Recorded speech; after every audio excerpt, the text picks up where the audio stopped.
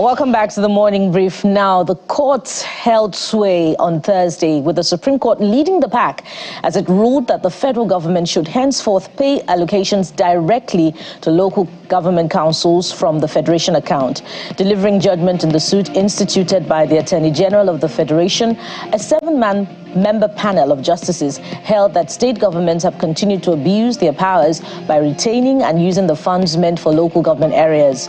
Justice Emmanuel Agim, who read the lead judgment, said states are mandated to ensure that their local government councils are democratically elected and that governors cannot use their powers to dissolve democratically elected local government councils.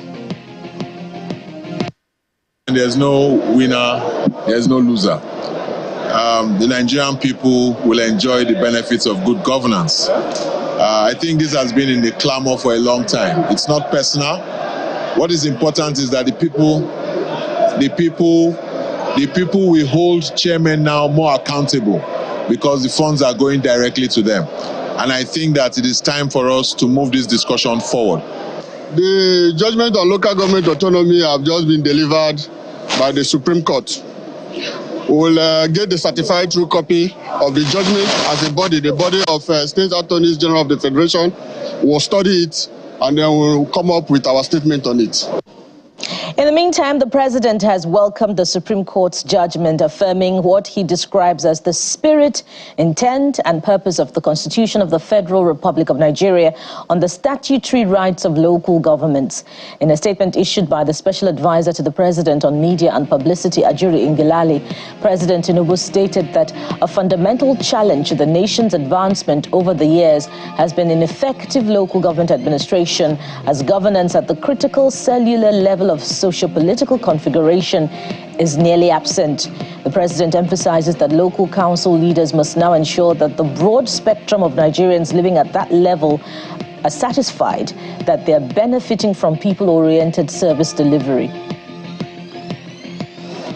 And there's been a flurry of reactions apart from the president's one, as Governor Chukwuma Soludo of Anambra State and his counterpart from Cross River, Basiotu, have also been reacting to the judgment of the Supreme Court that declared as unconstitutional state governors holding on to funds meant for local government administration.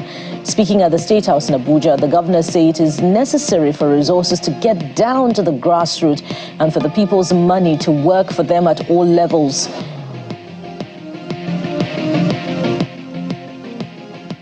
Also, the leadership of the National Assembly has been reacting to the Supreme Court judgment that has upheld local government autonomy, describing it as a great day for democracy. Speaking at the State House, the leadership of the two chambers say it is now time to ensure the local government administration function properly and that elections at that level count. But there's more from the courts, as a three-man panel of the Court of Appeal sitting in Abuja and presided over by Justice Onyekachi Otisi has affirmed the election of Mr. Usman Ododo as governor of Kogi State. The court upheld the Kogi State Governorship Election Petition Tribunal verdict, which affirmed Mr. Ododo as the duly elected governor of Kogi State in the November 11, 2023 governorship election, after dismissing the appeal filed by the Social Democratic Party's candidate, Mr. Muritala Jaka. And Justice James Omotosho of the Federal High Court has ordered that the former Minister of Power, Saleh Maman, be remanded in Kuje Prison in Abuja, pending the consideration of his bail application. Justice Omotosho issued the order after Maman was arraigned on a 12-count charge bordering on money laundering offenses brought against him by the Economic and Financial Crimes Commission, EFCC. In the amended charge, the ex-minister is alleged to have laundered over 33 billion naira and acquired property through proxies. He pleaded not guilty to the charges when it was read to him. The judge adjourned till Friday for the hearing of the bail application and ordered that the defendant be remanded in Kuje Correctional Center. And the Kano State High Court has ruled that the trial of Dr. Abdullahi Ganduje, chairman of the All Progressives Congress, APC, his wife Hafsat Umar, and others accused of bribery and misappropriation will continue even in their absence. The state government has filed an 8-count charge against the defendants, alleging bribery, misappropriation, and the diversion of public funds amounting to billions of naira. Justice Amina Adamu Aliyu dismissed the application for a bench warrant and entered a plea of not guilty on their behalf. The prosecution counsel, Mr. Diola Dedipe, the senior advocate of Nigeria, highlighted that service had been effected on the defendants and an affidavit of service was filed on June the 6th. He requested the court to enter a plea of not guilty for the absent defendants and urged for a bench warrant of arrest, emphasizing the importance of maintaining the court's authority. However, counsel for the sixth respondent, Mr. Nureni Jimo, a senior advocate of Nigeria, argued that service was not properly effected and questioned the court's jurisdiction over the charges. Justice Adamu Aliyu adjourned the case until October the 23rd and the 24th for hearing of the preliminary objection and the main charge. Away from the courts now, the federal government believes the impasse over the new minimum wage bill will be resolved by next week. The Ministers of Information and Labor gave this indication after the closed-door meeting between President Bola Tinubu and leaders of organized labor at the State House. And Nigeria's central bank governor, Mr. Olayemi Cardoso, says the series of interest rate hikes carried out by the CBN's Monetary Policy Committee under his leadership will be short-lived, as the month-on-month inflation rate has already declined by 50% within 6 months.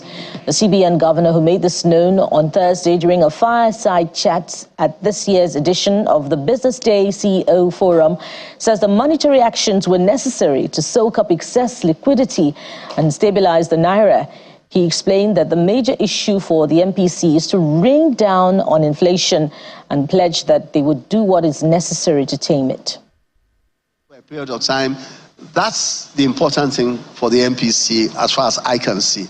And I believe that, for example, I can tell you that between February and May of this year, the month-on-month rate of inflation, month-on-month, has halved, has gone down 50%. Okay? So, my sense is that, as I said, this is not something that is a one-size-fits-all and you'll expect, to continue like this. To the extent that the right policies are used, and obviously with the results we've seen, the right policies are being used, I believe that in the not-too-distant future, things will begin to moderate and interest rates will come down. And outside our shores, U.S. President Joe Biden, who is under intense scrutiny amid questions over his age and fitness, mistakenly introduces Ukraine's president as Vladimir Putin at a NATO event in Washington, D.C. The gaffe, which triggered gasps in the room, raises the stakes even further before his highly anticipated solo news conference later in the day. Biden, however, quickly corrected himself, saying, "I'm so focused on beating Putin." The president will field questions from reporters later over his re-election bid as more members of his own Democratic Party call for him to stand aside after a stumbling debate performance fueled concerns over his age. Biden has vowed to fight on and insists he is the best candidate to beat Donald Trump in the November election. Critics had said that Biden's speeches in front of a teleprompter are vastly different than his unscripted moments. So this gaffe comes with major implications for his candidacy and for Democrats ahead of the presidential election. And in sports, Jasmine Paolini became the first Italian woman in history to reach a Wimbledon final after beating Donna Vekic 2-6, 6-4, 7-6 in an all-time classic. At 2 hours and 51 minutes, it was the longest women's singles semi-final in Wimbledon history. And the win means Paolini is the first woman since Serena Williams in 2016 to reach the final of the French Open and Wimbledon in the same season. And congratulations to Paolini. What are your reactions to some of these big stories?